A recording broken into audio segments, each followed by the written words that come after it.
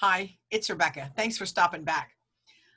I just finished my workday, and this afternoon I took a quick walk on my break, and I was thinking back to a time about 6 years ago when I had an incident with a bounce check, and I thought that this would be a great story to share because I think we've all had that experience of non-sufficient funds. In the past few years, banks have really upped the fees on those, and my bank at the time, when they still do actually, they charge $37 if a check shows up that you don't have enough money for, or if a debit transaction. So this was back when I had taken a new job, and this was a job after the one that I talked about in my first video.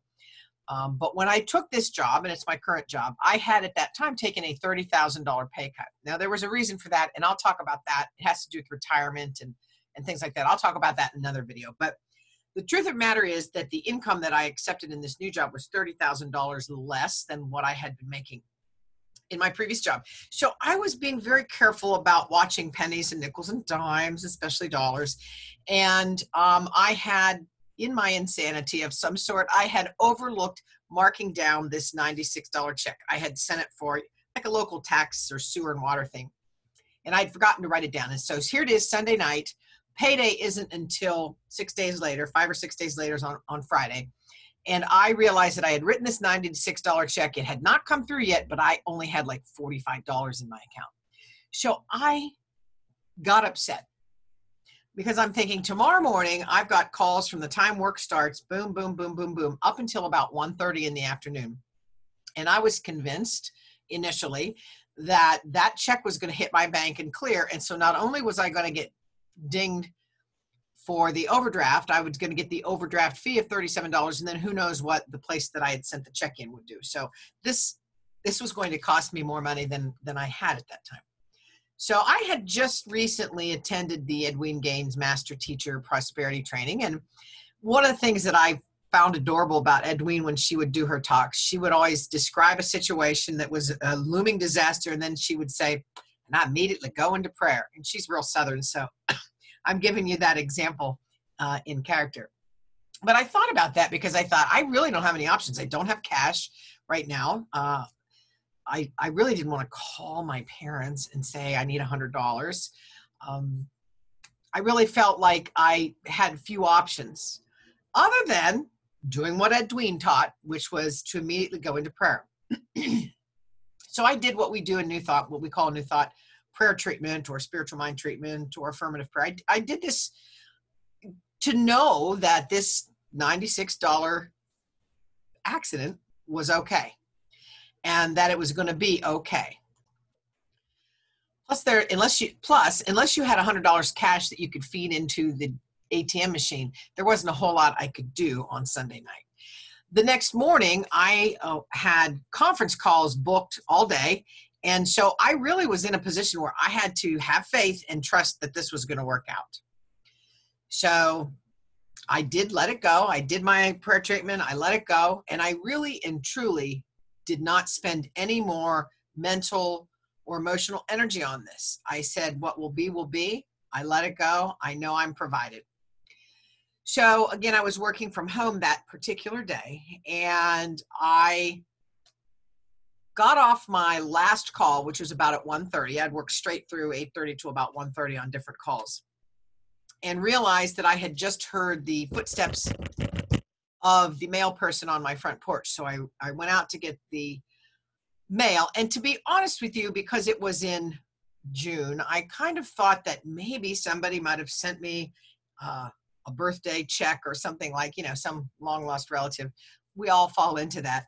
So I was kind of hoping that I would stumble upon some money there that I could use and run quickly to the bank here for my lunch break and cover that. Because otherwise I didn't have any money to cover that $96 check.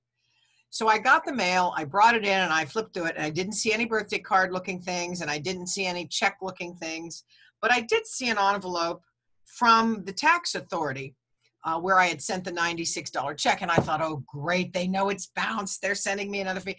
But I calmed myself down, and I just opened the envelope. And guess what was in the envelope? When I had written out that check and sent it off to pay that water and sewer bill or tax bill for the local authority, I had somehow forgotten to sign it. So this letter from them was just a standard form that says, we're returning your check for this reason. And at the bottom, somebody had checked other and written in, forgot to sign check. So all I had to do was sign that check, put it in a new envelope with a new stamp. I waited a day because I wouldn't be getting paid until that Friday. I waited a day and then I put it out in the mail.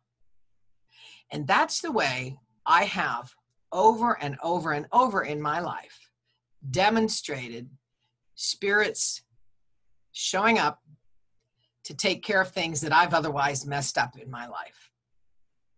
Once again, it didn't come in the form of birthday money, which I kind of was toying with the possibility of. It didn't come in the form of anyone I knew handing me $100 to cover that.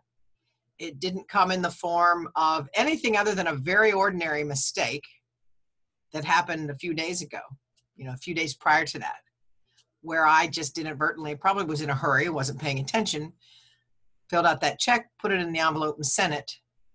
And in my hour of deep dread, because when you're tight on money, the last thing you want is a $37 bounce check fee. It's just really the kind of thing that it takes you it takes a bad situation and it makes it feel just even worse.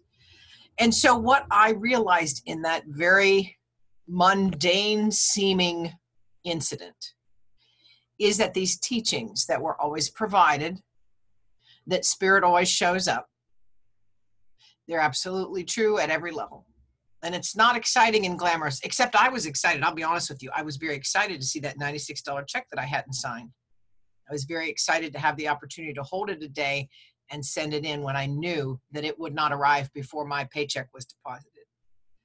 But I share this because these are the kinds of things that happen when you do what Wayne Dyer used to say, walk in spirit, to walk an inspired life. An inspired life is one where you know that you're provided, you know that you're taken care of. You don't get upset, you don't get frantic, you don't run around trying to pull out every favor and every trick in the book. You relax in the knowing that all is well.